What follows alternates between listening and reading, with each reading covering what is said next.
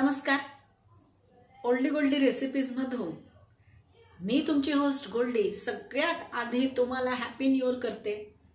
त्यामुळे happy new year to all of you.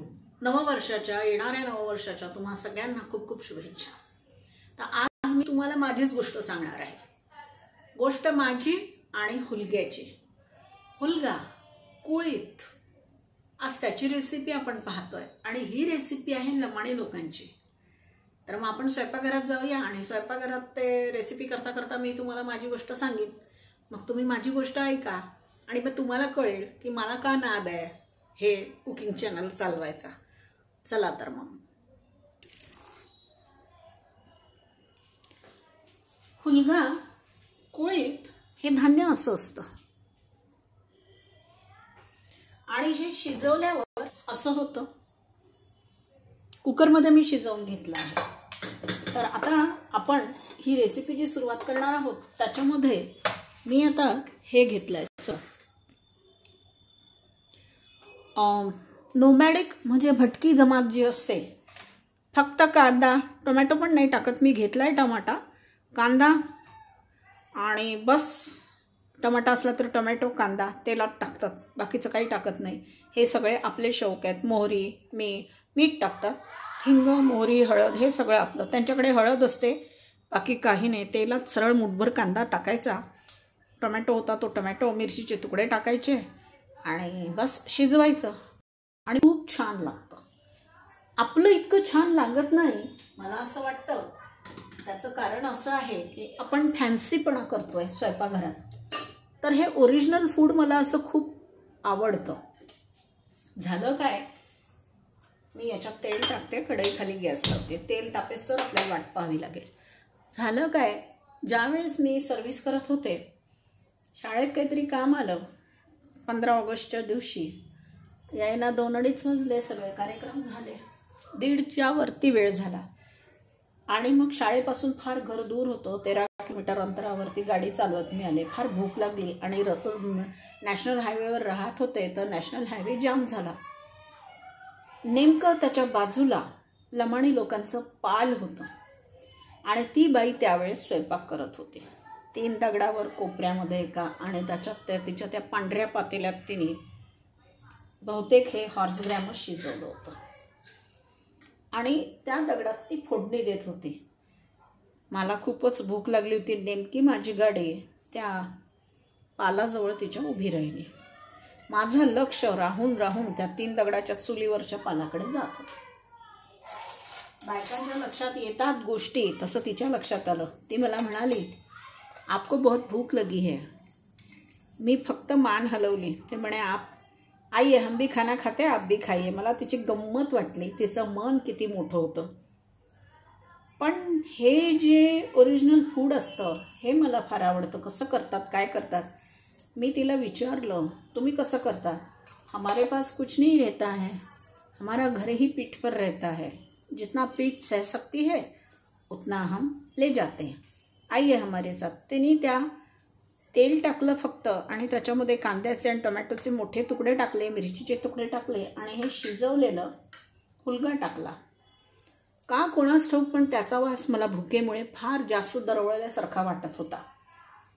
आता हा हुलगा, यात खूप काही टाकत नाही मी. आपल्याला रोजची सवय म्हणून मोहरी आणि हिंग टाकला, पण नुसतीच हळद, मोठे मोठे कांद्याचे तुकडे टाकले जातात. म्हणजे त्यांची जी नोमॅडिक ट्राईब किंवा ते जे हे असतात लमाणी लोक, त्यांची जी रेसिपी आहे ते मी तुम्हाला दाखवते. याच्यात काहीही नसतं आणि तरीही ते अतिशय रुचकर लागतं. पुढची गोष्ट अशी आहे की मी तिला मान डोलवली, हो म्हटलं आणि मी गाडीवरून खाली उतरले.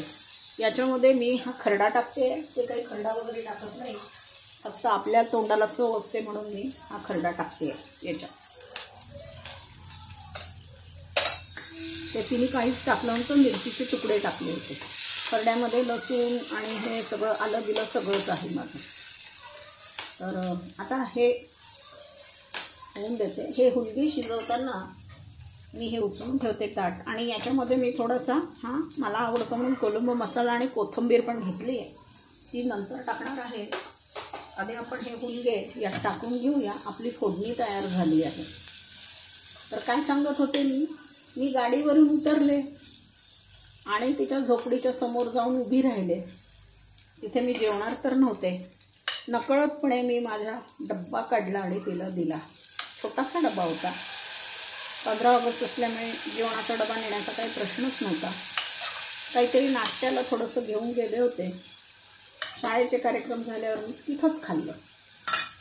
तो डबा मी तिला दिला. तिने त्या डब्यात ते हुलग्याचं काय तिचं कालवण होतं ते भरलं आणि मग परत मी आपली तिथे जाऊन उभी राहिले रोड क्लिअर होईपर्यंत. घरी आले. गंमत म्हणजे मला या ओरिजिनल किंवा रॉ पद्धतीने शिजवलेल्या अन्नाचा खूप नाद आहे. विना मसाले त्यांचं रुचकर का लागतं त्याचं रहस्य मला अजूनपर्यंत कळलं नाही. थोडंसं पाणी यात टाकते. याला आपण छानपैकी एक उकळी आणून घेऊया. केवळ त्या उत्सुकतेपोटी मी तिच्याकडनं ते घेतलं. घरी आले. तिने छान रोट केले होते. त्या रोटची रेसिपी मी तुम्हाला नंतर सांगेन, आत्ता नाही. ते लमाणी रोट खूप छान लागतात. तर एक रोट तुकडे करून दिला. घरी आले.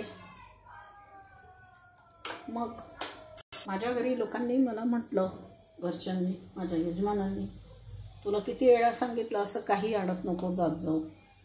जेवायला बसल्यानंतर त्यातला अर्धा हुलगा आणि अर्धा रोट संपला होता. मी फक्त त्यांच्याकडे पाहत बसले. अगं हे फार रुचकर लागतं आहे.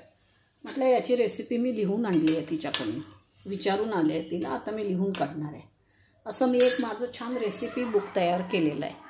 मग त्यातनं काही काही अशा ज्या ह्या असतात ओरिजिनल रेसिपी त्या मी सांगत असते. तुम्हाला म्हटलं गोष्ट माझी आणि हुलग्याची मी तुम्हाला सांगणार आहे आज.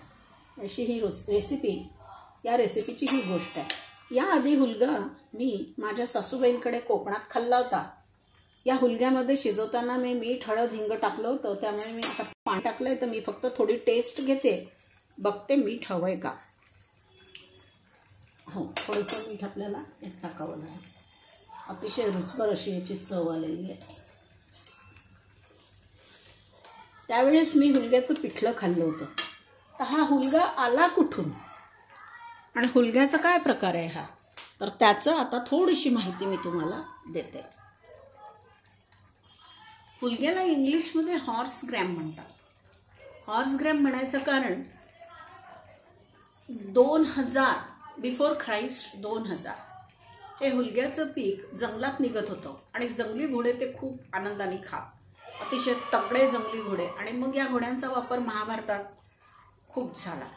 त्यावेळेस महाभारतात घोड्यांना खाऊ घालायचं स्टेपल फूड म्हणून या हुलग्याचा वापर केलेला आहे. आणि कॅटल फूड म्हणून गाई म्हशींना आपण हे खाऊ घालत असत. पण हुलग्याचं डोमेस्टिकेशन म्हणजे हुलगा जेवणामध्ये फार उशिरा आपल्याला, मुळात हा हुलगा साऊथ एशियामधला आहे. त्याच्यानंतर भारतात तो आला. मग भारत, नेपाळ, मलेशिया अशा ठिकाणी त्या हुलग्याचं म्हणजे एक प्रकारे पीक घेतलं गेलं. आपल्या भारतात सगळ्यात आधी हुलगा जेवणात आला. मग हुलग्याचं कुळीत, मग या हुलग्याला हिंदीमध्ये कुल्थी, गहला अशी वेगवेगळी नावं आहेत. आणि आजही केरळी लोक त्याला, त्या हुलग्याला मला वाटतं कडेला असं म्हणतात. कडेला KADALE कडेला असं म्हणतात. केरळ आणि कर्नाटकात कडेला म्हणून हा हुलगा ओळखला जातो. तर हुलग्याची गोष्ट अशी आहे. हुलगा असा तिथून आलेला आहे. अत्यंत पौष्टिक, तुमचा मेद कमी करणारा, भरपूर ताकद देणारा असा हा हुलगा आहे. गर्भवती स्त्रिया आणि जे हे असतात आजारी माणसं असतात त्यांनी हा हुलगा जास्त खाऊ नये. मासिक पाळीचा त्रास असेल त्या स्त्रियांनी हा हुलगा खाल्ला तर हा हुलगा खूप छान आहे. डायबिटीस लोकांसाठी सुद्धा हा हुलगा छान आहे, पण त्याला प्रमाणात खावं लागतं. मुतखडा जर झाला असेल ना तर हुलग्याचं सूप करून दिवसातनं 3 वेळा थोडं थोडं घेतलं तर होतं. पण अर्थात त्याची रेसिपी तुम्हाला डॉक्टरला विचारावी लागेल. मला काही तेवढी ती रेसिपी वगैरे काही येत नाही एवढी. पण हुलगा मात्र फार आधीपासून आहे. ऋग्वेद, यजुर्वेद वगैरे हे जे 21,000 वर्षापूर्वी आपल्या देशातली ही रिटर्न म्हणा किंवा संस्कृत भाषेतली, त्या काळातल्या संस्कृत भाषेतली हे कल्चर आहे. तर ऋग्वेदामध्ये हुलग्याला काल्लया म्हटलं जातं, काल्लया असं. पण त्यावेळेस ते घोड्यांचं खाद्य म्हणूनच सांगितलं गेलं. यजुर्वेदात मात्र नंतर यजुर्वेदामध्ये हुलगा हे एक डाळीचा प्रकार म्हणून ओळखला गेला. आणि मग तो हुलगा आपल्या जेवणामध्ये आला. आर्य चाणक्याच्या काळामध्ये हुलग्याचा फार वापर केला गेला. खूप घाम येत असेल तर हुलग्याचं पीठ जर चोळलं तर तो घाम निघून जातो शरीराचा. हुलगा स्वच्छ करणारी गोष्ट आहे. हुलग्यामुळे बऱ्याच गोष्टी कंट्रोल होतात आणि स्त्रियांच्या तर होताच. त्यामुळे आठवड्यातनं एकदा तरी हे हुलग्याची करी बनवून खायला पाहिजे.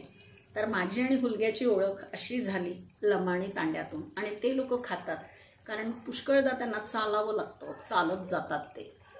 तर त्यांचा हा जो मी याच्यात खूप सगळं टाकलं आहे. नुसते कांदे, मिरच्या आणि टोमॅटो तेवढंच त्यांनी टाकलं होतं. ते टमाटेसुद्धा पिकलेले नव्हते, अर्धवट पिकलेले टमाटे. आणि ती इतकी सुंदर लागत होती. तिच्या त्या जर्मनच्या भांड्यामध्ये शिजलेली ती हुलग्याची करी मी घरी नेली आणि आम्ही खाल्ली. पण मला बोल लागणाऱ्या माझ्या नवऱ्यानेच अर्धी संपवली. तर अशी ही हुलग्याची रुचकर करी.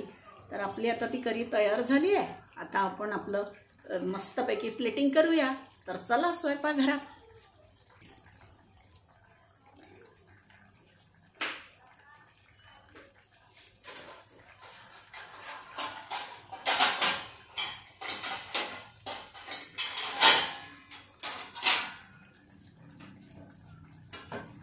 आज आपण थाळीत घेऊया. हे बघा, कांदा, मिरची एवढंच फक्त. आणि मी याच्यासोबत भात शिजवला आहे. आणि मी तुम्हाला भात दाखवणार आहे.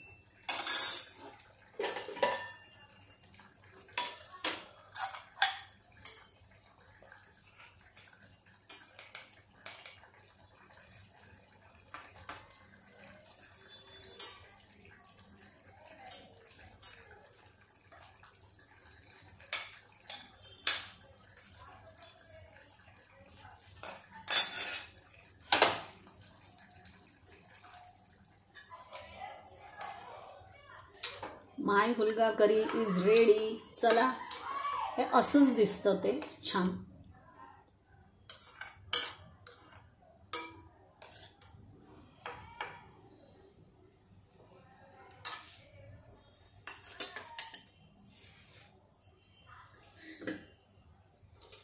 थोडीशी कोथिंबीर वगैरे काही नसते हां त्यांची. ही आपली मी टाकते. काही कोथिंबीर वगैरे नसते, काही नसतं. नुसतं भात, हुलग्याचं कालवण त्या थाळीमध्ये पडलेलं असतं आणि बाजूला कांदा आणि मिरची. तर आज आपण हे लमाणी जेवण जेवूया.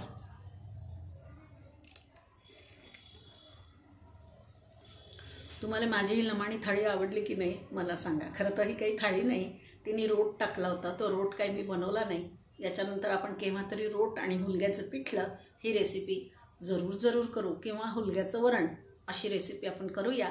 आणि त्यावेळेस मी तुम्हाला दाखवेन. तुम्हाला माझी ही रेसिपी आवडली असेल आणि माझी गोष्टही आवडली असेल तर मी सांगणार माझी आणि हुलग्याची गोष्ट असं मी आज या माझ्या रेसिपीला नाव देणार आहे. तर तो रस्त्यावरचा हुलगा, त्याची चव आजही मी विसरू शकत नाही. मला माहीत नाही ते इतकं रुचकर का होतं. माझी तितकी काही रुचकर होत नाही. धन्यवाद तुम्ही माझी ही रेसिपी पाहिल्याबद्दल. तुम्हाला जर माझी ही रेसिपी आवडली असेल तर माझ्या चॅनलला लाईक, सबस्क्राईब, शेअर, कमेंट जरूर करा.